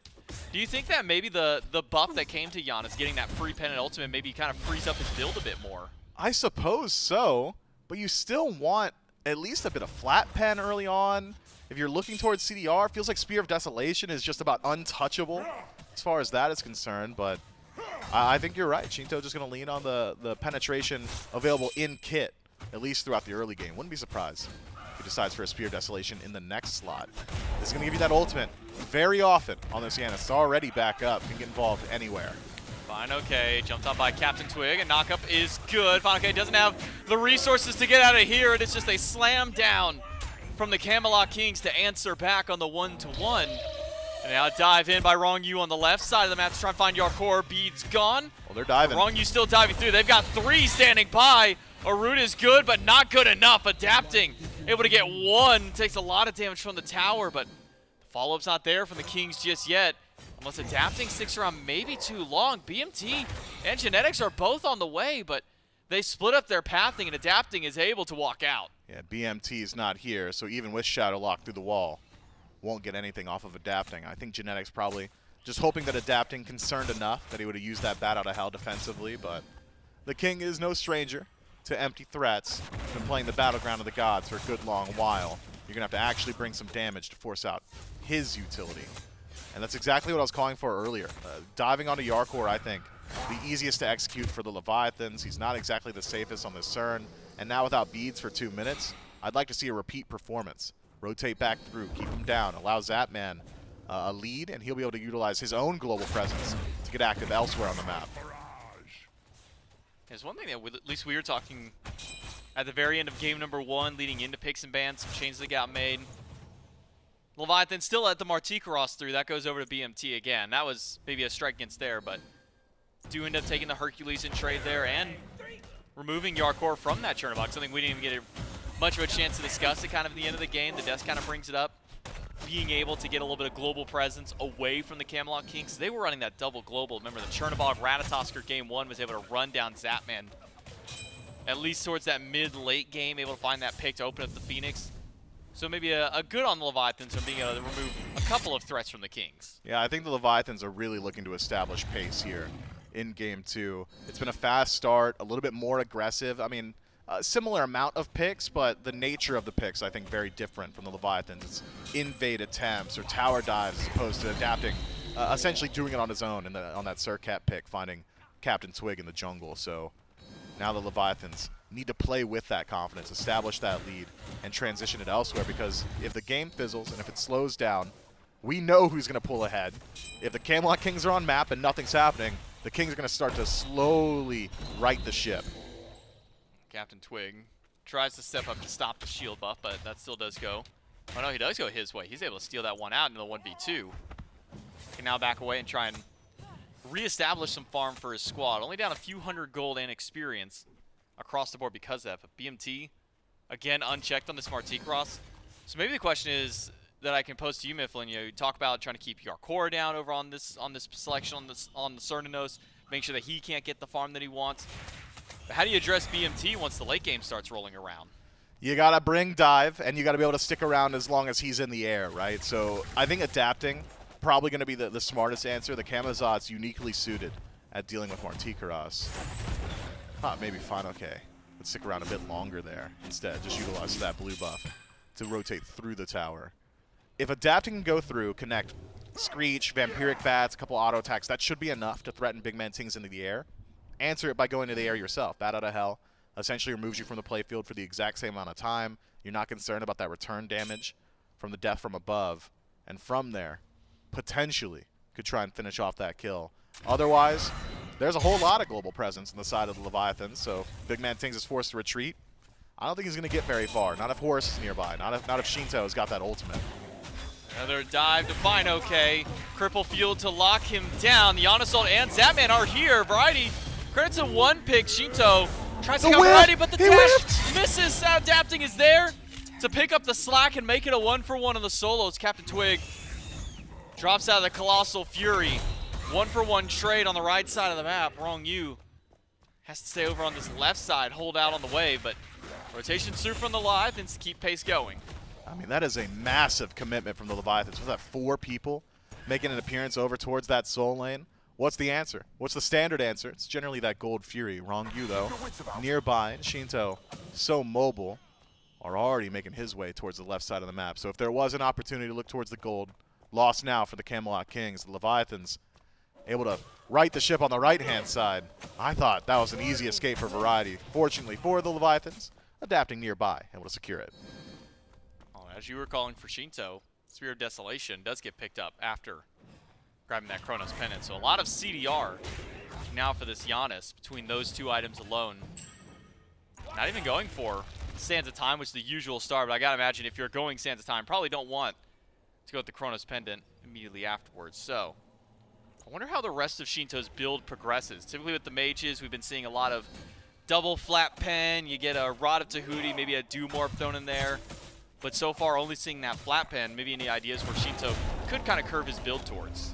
You know, I've got broken brain, and when I lock onto something, I stick with it, and I just happen to think Doomorb is maybe the best item in the game right now. So if I'm Sheento, I'm thinking to myself, I've already got all this CDR, I'm an incredibly mobile pick, a little bit of percent pens, a massive infusion of power, and more movement speed would be pretty valuable. But if the previous match is any indicator, and looking at the sustain on the side of the Camelot Kings, I think we might be looking at a Divine Ruin. Adapting, locked in place, but does have Bat Out of Hell. Immediately countered by CaptainTwig's ult to get away from the damage from there, but Adapting dropped to a quarter HP. Did not have beads to get away from that Shadow Lock combo of Genetics. Once that level 12 hits through, should be safe. Or safer, I should say, at least against the Camelot Kings. Just not quite enough damage from the Kings just yet to take down the King. No, not just yet, but if Twig decides to diverge his build in towards crit, I think that's where a lot of the damage is going to start coming from. You've got that pen option from BigManTingz' ultimate as well to facilitate these double auto attackers between Jarcorrr and CaptainTwig a little bit later on. And then there's the dot damage. There's a pretty heavy CC on the side of the Camelot Kings. Their team fight is strong. I'm not sure we're going to get to see it tested here just yet. Slow rotation from the Kings. Leviathans, though, spotting out the two-man core, rotating through mid, reset the objective. Genetics now, think of the front line. CaptainTwig and Jarcorrr started up the Fury after pulling it away from the Leviathans, but neither team willing to commit to the pull just yet. Instead, BigManTingz will remain in mid lane, unmoving and unfazed by what the Leviathans are doing. Will stick to his own personal farm game. Unseen as well. My man is invisible. Not anymore. Yeah, he stepped out of the grass. Once he walks back in, he'll be invisible, at least until he makes another movement, throws another ability or an auto attack. But one thing that we were at least kind of having some discussions on for this Martichoras, a lot of value you can get in the dual lane with that grass. Sheesh. You hold maybe that same level of value with the stealth grass in mid lane as you would in the duo. I think in mid, it's a bit more threatening because the jungler will be able to make use of it a little bit more easily. And you could threaten both neutral objectives with it. Both Fury pulled. Leviathan's on the scene. As you say, threat towards it. Zapman's got to come through. Ronngyu able to dash away. Still Flip hit by the them. Wild Hunt and Genetics. Thunder goes through, but just not enough damage from the Kings until Huh? Sheento steps out of position in the middle of 3 Camelot Kings players. He will fall down first to even out the kills for the Kings, but just questionable position by Sheento. And that's not an ultimate that goes awry, he sends it through, walks through a portal. That was standard portal.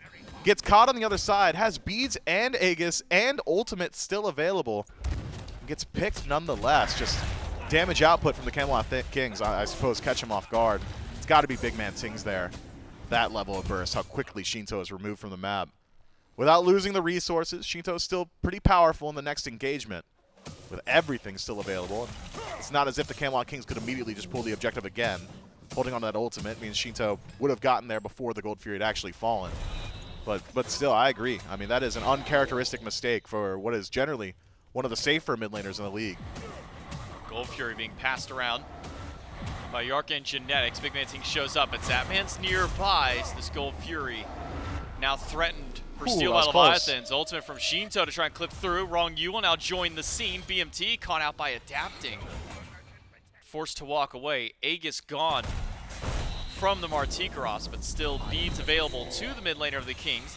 An attempt at a sneaky pull by the Camelot Kings, but the Leviathan's able to sniff that one out quickly. Yeah, I mean, that ward that was on the Gold Fury previously had stopped the Camelot Kings on their last 2 attempts. And now with Oracle Vision, I don't imagine we see it pulled again. Pyromancer are available on the other side, means there could be an objective trade. Tell a lie, though, J-Mac. Camelot Kings, undeterred. They just keep going for it. You is here. No ultimate, though, from he or Sheento. And with a Wild Hunt, all but guarantees the Gold Fury now for the Camelot Kings, who have essentially just evened out this game. The lead the Leviathans have established has been now mediated by the Camelot Kings. Leviathans will take a Pyromancer for themselves in trade. Not going the fastest, but still grab nonetheless. An answer back from the Leviathans. That's a dead even game as we push to 15 minutes, Myth.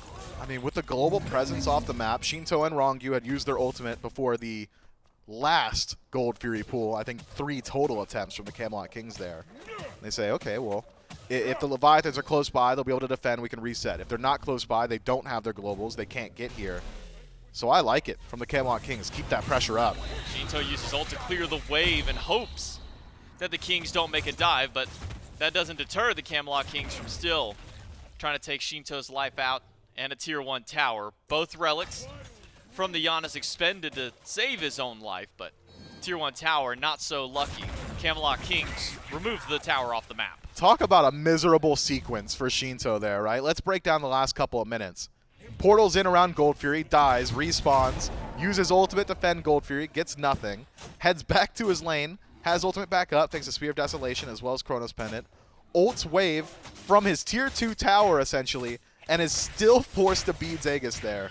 I mean, Sheento can't catch a break. This Janus struggling. Now with Doom Orb though, massive infusion of power, penetration, a little bit more movement speed means it'd be difficult to lock down in the jungle. Might even be able to outpace CaptainTwig. Generally Golden Blade and speed buff should allow him to just run down a Janus, but now with Doom Orb as well, maybe mobile enough that those auto attacks won't be hitting him, even in Colossal Fury. Trade of tier 1s. One in the mid lane taken away from the Leviathans, now the one in the dual lane removed from the Camelot Kings. As the Leviathans try and maybe regain their footing, because this game started out so well for Leviathans on pace establishment. Sure, fineokay was taking a couple spills on the right side of the map, but everywhere else was so successful for the Leviathans. Now with at least a very small lead over the Camelot Kings, and their lead, which initially would have thought to have been in the dual lane up against Jarcorrr. Remember, Zapman was getting the better end of those trades. But now it's Variety, at least for the Camelot Kings, who's fallen behind. That really seems to be where the only real lead establishment is for the Leviathans. I think so. Variety no. been active in the fight. No, fineokay's okay. He's good. Hey, he's got beads. He'll get out of there. I mean, losing the beads doesn't feel great. That's that stealth value out of mid, by the way. I mean, there's no way fineokay knows they're hiding there.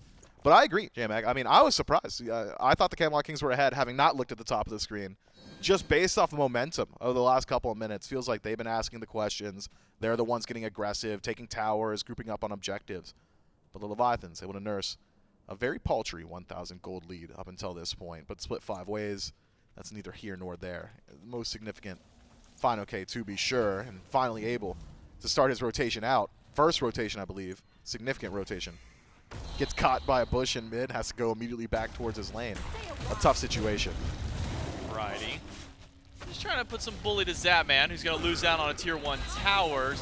Root by Genetics, root by Variety. Not quite there, but tier 1 tower once more. You say it all the time, Mifflin. I think you're right to say. Solo laners really do dictate at least the mindset of these teams, with Variety all the way to the left side. Still no Fury to go for just yet. A few seconds till that's back up, but tier 1 tower just for Variety's rotation.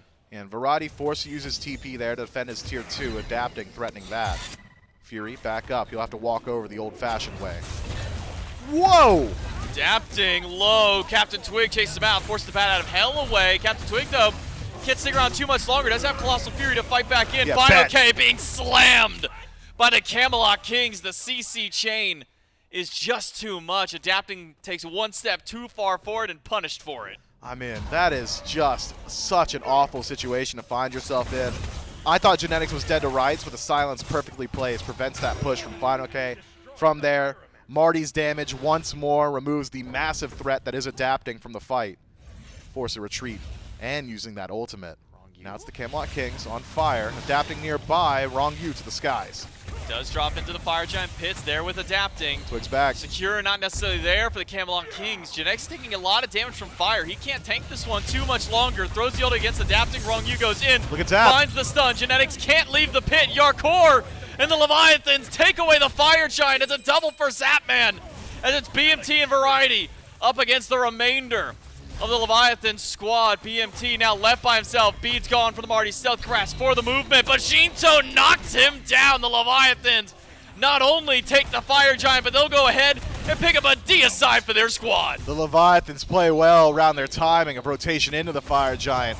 Wait for adapting to distract the front line of the Camelot Kings. Have Sheento bait out a bit of a chase there, and then Zapman leaps into the back line with the ultimate and completely separates the fight. The Kings go cross-eyed, trying to figure out, is it the fight we want? Is it the objective secure? And they get neither, as the Leviathans take everything on map, only losing adapting and trade. Both Fire Giant on 4, the kill lead, the gold lead, the experience, all in their favor. The Leviathans, for the first time, solidly in the driver's seat. You're wondering for the Leviathans, how do they get back in this game? Well, there's your answer right there. Great play around the Fire Giant. Nets 4 of the 5 players at least the buff. Adapting does lose his life as mentioned, but willing to make a trade like that if you can full wipe the enemy team and steal the objective away as well. Leviathans with Fire Giant, 2 towers as well, mid tier 1 and tier 2 taken as well as being able to grab that Primal Fury. Now 6,000 gold lead and climbing for Leviathans. And as you say, their first real lead, not just in this game, Myth, but in this set as well. But we'll have to get a look at how the Leviathans siege in 5-on-5. Feels like team fights up until that very last engagement have been solidly in favor of the Camelot Kings. Could be the exact same situation as game 1, where the siege is simplified by a pick. CaptainTwig decides he can't defend himself, can't run away, tries to turn it around, but not a fight you want to do that. Not against Zapman, not with all that crit he's already stacked up. So all those concerns I was about to jump into of 5-on-5 defense, how does a Janus look in a situation like that? Well, I don't think it would be had in good faith now. The Camelot Kings for the next 30 seconds playing 4v5. The Leviathans, it's on them to get to that Phoenix quickly. Leviathans slow on the Phoenix because they can't even get through that tier 2 tower just yet. Zapman No way. rotates in. Uh-huh. Crit by Yark. And momentum now halted Finals for win this. Leviathans. fineokay walks up, rooted immediately by BMT. He'll drop down the stealth grass. That gives him the extra movement speed. Adapting juke. with both abilities. fineokay finds the push, but BMT and Yark in the 2v2 are willing to take this trade because they're winning this trade up against fineokay. Oh, fine. Rooted again and forced to go up into the sky by BMT. A quick cancel out. And Fino and Adapting, who stepped up to try and establish at least some presence for Leviathans, are pushed back by the Kings. J-Mac, I'm sick of it, man. You can't walk into Marty. This guy does too much damage. The CC timing is so good. The auto attacks deal just enough. And with Jarcorrr nearby, that threat of crit certainly could secure some of these kills. The Leviathan's front line learn a valuable lesson in this skirmish on the right-hand side. It's going to take more than just fineokay and Adapting to answer BigManTingz. It's going to have to take concentrated effort. I think it might even have to take Sheento getting involved. That ability to rotate throughout the map we so often used to call Janus, essentially just another assassin, another jungler, a solo agent in these engagements. If he can connect an unstable vortex or really any bit of damage on a BigManTingz, that might be enough, but easier said than done. We'd seen him attempt it earlier around the Gold Fury, and it cost him his life, and it cost him it quickly. The Leviathans, I think, now have a clear answer and a clear goal going into the next couple of team fights or skirmishes or dances around the fire, and it's deal with BigManTingz. If you allow him to survive the fight, I don't see how you win it. Adapting jumps away. Blinking beads available to him. The only one without a relic on the Leviathans is fineokay. Bead's still down for 90 seconds after a skirmish on the right, but Biff, the Kings are the ones who lost the Fire Giant. They're the ones who lost the team fight immediately after with the Fire Giant, but it's the Camelot Kings who are making the active effort on the map to force the Leviathan's hand to move. The Leviathans have had to play reactionary to the Kings ever since that fire. And it's a byproduct of the composition. They haven't got standard initiation or standard follow-up, right? I mean, fineokay can pull somebody, but you don't have a Kraken. You don't have a Marty sinking in 1,000 damage over the course of 0.5 seconds, right? It's a Janus on your team. It's Zapman split pushing with the Chernobog. So a pick-based composition to be sure for the Leviathans. Utilize mobility, catch the Camelot Kings when they're isolated on the map, like what happened to CaptainTwig on the left-hand side. But if the Camelot Kings remain grouped as 5 and they continue pressuring objectives and forcing the Leviathans to respond, the Leviathans can't use the strongest portion of their composition. They can't do anything that this draft was essentially composed for. So even at a deficit, I think the Camelot Kings are right to continually force these fights and make the Leviathans respond. Zapman will get a Primal Fury. Now tell the Camelot Kings that the Hunter is not with the Leviathans, but being that semi-global, or just as a full global for Chernobog, able to join the fight right away, but maybe not necessarily in the best grounds to do so. Ronngyu nearly caught out by genetics, as the Camelot Kings are the ones trying to fight for the Fire Giant. Variety finds Ronngyu rooted in place. A lot of damage by BMT. The silence keeps him from dashing away, and he just can't do anything. The CC chain is too much from the Camelot Kings, and the damage outburst as well. fineokay pushes CaptainTwig, who has to go up in a Colossal Fury. Now Sheento being crit by the Vamana, but just a little too mobile. Now it's a turn to fineokay and a burn away, but all the while Zapman's been taking a Phoenix. Left side bird goes down, but Fire Giant does as well. CaptainTwig in trade. Exact same as previously. I think if anyone's going to die for the Camelot Kings to grab Fire, I think CaptainTwig probably the best one to trade out. Losing the left side Phoenix significant though. But if the Camelot Kings, and we're 26 minutes in now, it's not like game 1 when the first fire was at that 20-minute mark. Now we're a little bit later. We're starting to get 6 slot on everybody. This could be a true attempt at a Phoenix siege, and if that's the case, where would the Camelot Kings put that siege? It'd be in left, so they can deal with that fire minion wave at the exact same time. The conversation of most valuable Phoenix being left side is solely for the Fire Giant dance. Doesn't matter if you've already got the fire, right? So pushing there. I think this is a trade that the Camelot Kings take handily. That is a significant win for them. The Leviathans have yet to find an answer to this combo. I mean, the CC chain, be it the silence from genetics or the cripple from variety, into the immense burst potential that is Jarcorrr and BigManTingz. That's going to work regardless of where it is on the map. It can happen around the fire, it can happen in your Phoenix, or it can happen on defense. And it's up to the Leviathans to find an answer. The only answer I can devise is dive, have adapting back there, have Sheento back there, but that's high execution. It's the knife's edge of, well, if we've got the damage, they've got the damage too, and it can be easily returned. And it's even further weighted to the Camelot Kings now with fire on 4. Leviathan's doing a good job though, keeping the Camelot Kings guessing on map, keeping these waves pushed up, and pressuring towers. Sheento doing a lot of work to split push right side. Portal's variety just misses with the unstable vortex, but with Zapman there, the Leviathans can take out a tier 2 on right.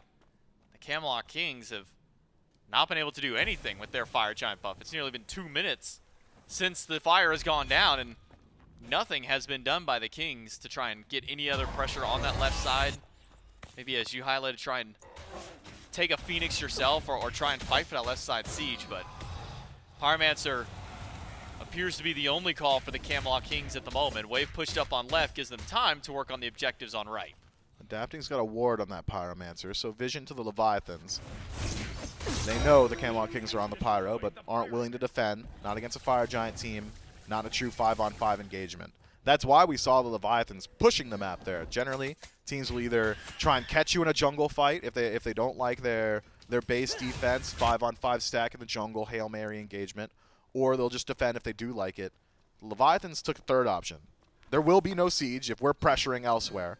And if we're pressuring elsewhere, while we know a couple are pushing on left because they have to deal with these fire mini waves, they can't use their stronger 5-man composition.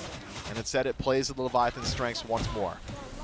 Full dive by the Leviathan. Sheento transports his team through to find a pick on Variety, half HP, but now the Cavalry of the Kings have arrived. Variety goes down, but Sheento being slammed in the backline by the crits, slammed by CaptainTwig. That man in the wall. to try and buy some time, but Ronngyu can't get to the sky. Wow. And because of it, Zapman falls the instant that he jumps out of the wall himself. Camelot Kings will trade Variety for 3. The team fight is just so much better from the Camelot Kings. The Leviathans start with the pick. They got exactly what they wanted. Leverage mobility, kill Variety. He's dead before the Camelot Kings cavalry does arrive. Simply doesn't matter.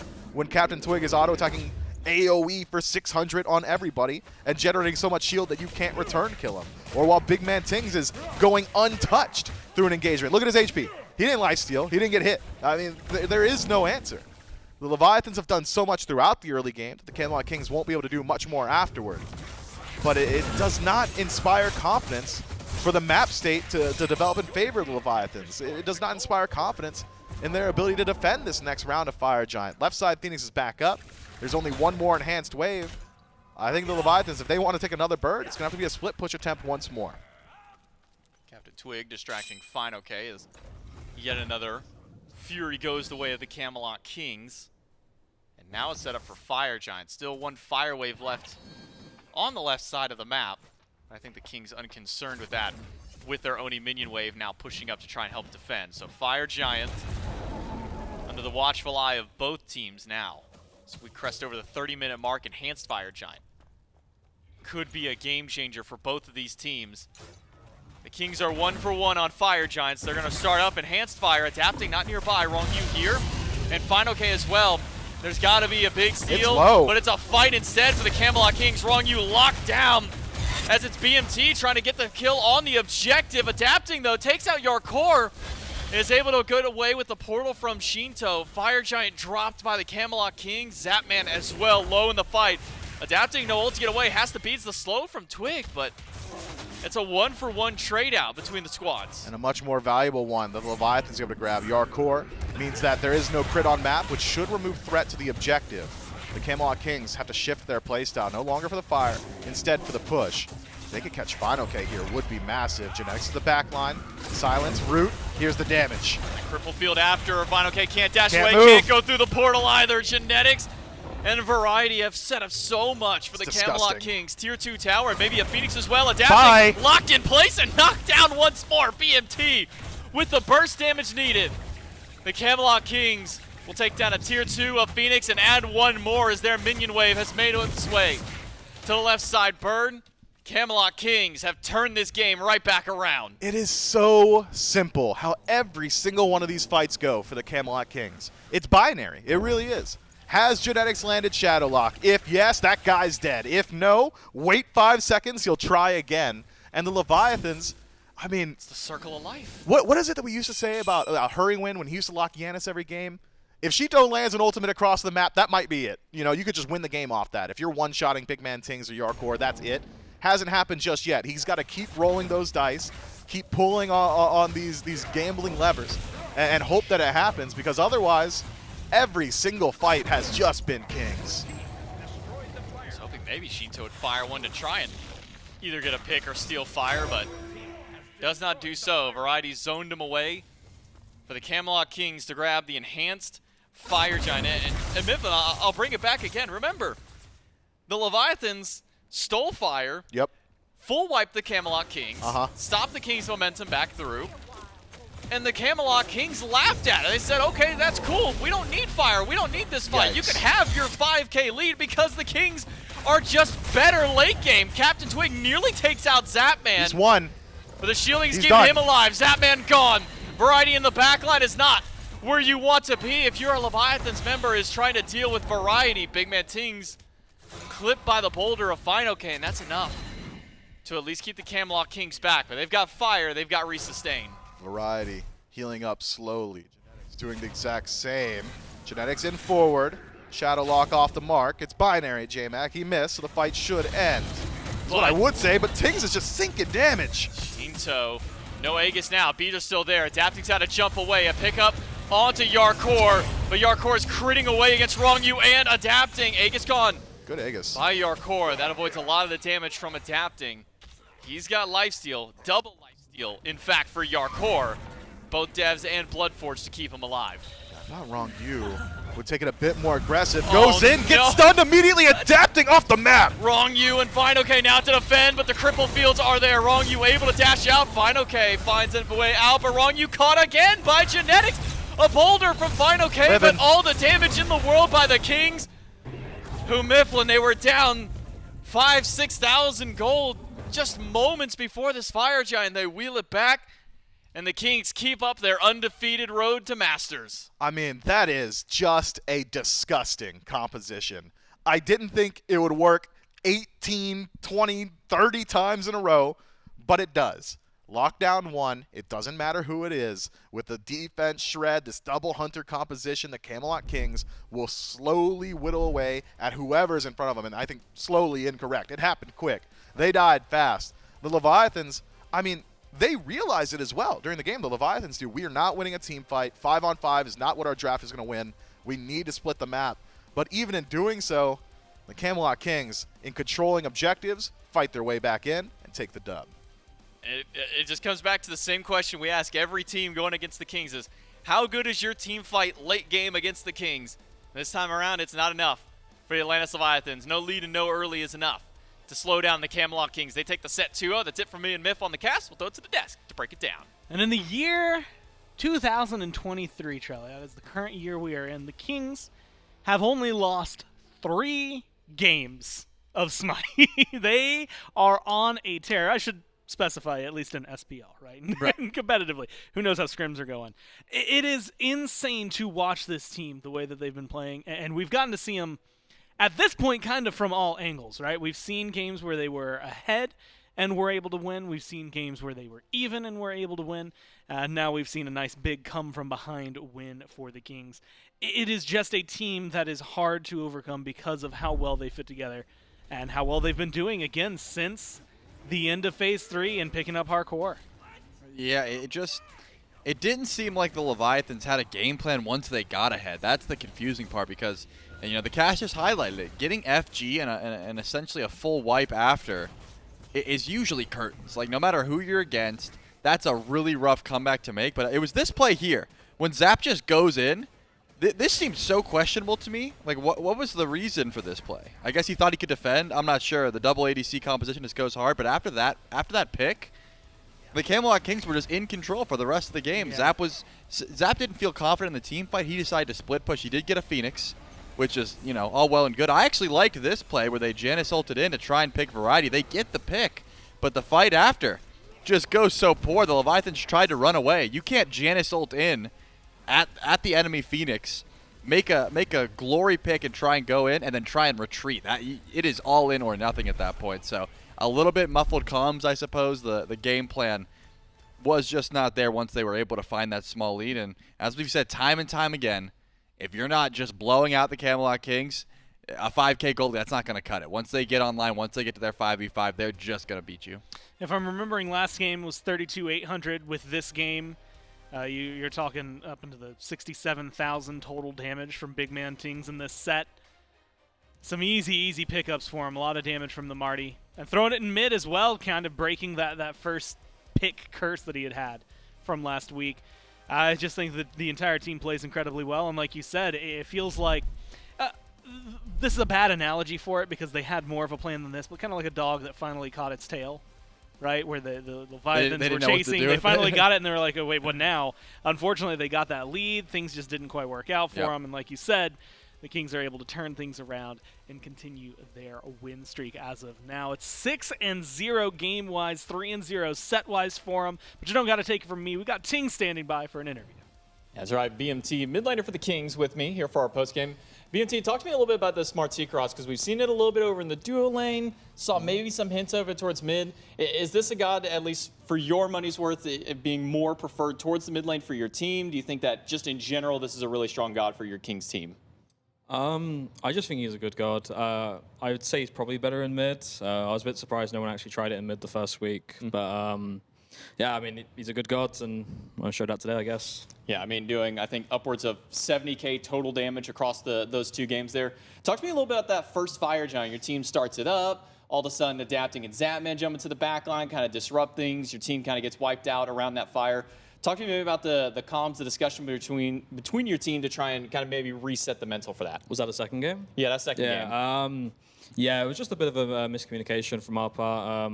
I don't think we knew we were meant to stay on the FG. I went for a fight, and so did the Kama, and then we just died in the backline. So it's kind of like a bit of miscommunication. It obviously sucked, but we corrected it right away for the next FG. So.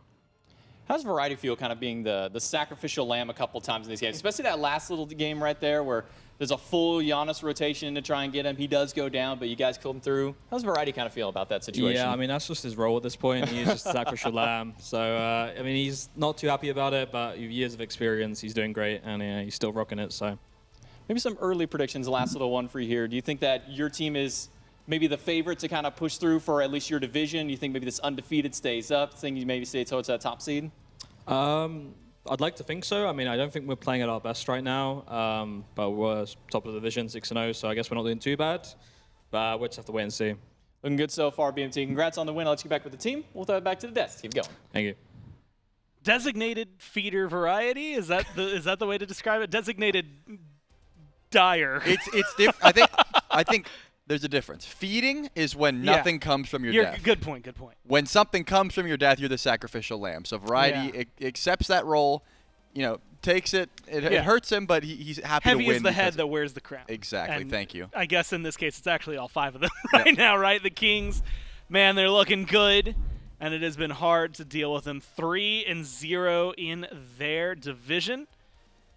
And I believe what we're going to be seeing this weekend, the Ravens trying to keep up with that. The Warriors as well on the other side trying to keep up with that. Everybody else, no more goose eggs in the loss column for them. So they have more than just a little bit of work to try and catch up to that kind of scoring. We're also going to be watching, I think, a very exciting one coming up next. Because speaking of the Warriors, looking for someone who's trying to get to that 3-0 matchup. The same way that the Kings are. They're going to be coming up next, Trelly, playing up against the Ferrymen. So looking at this matchup, knowing, again, it's another out of Division 1, but that maybe makes it even more important, not just because it's the only time that you're going to meet them, but if you're the Warriors right now, the only team that hasn't had a loss in your division, this could be another step in the right direction to maintain that first seed. This is something that I've been telling to pretty much every team that is not undefeated at the moment when going up a squad like that. You have an opportunity to prove yourself, right? Because at the moment you're still trying to figure out how your teams are going to mesh, and I think you're right. It's going to be eye-opening for both of these teams for sure. Well, we'll find out how eye-opening it is in just a few minutes. We're going to kick it to a quick break, and then we get back. We've got set number 2.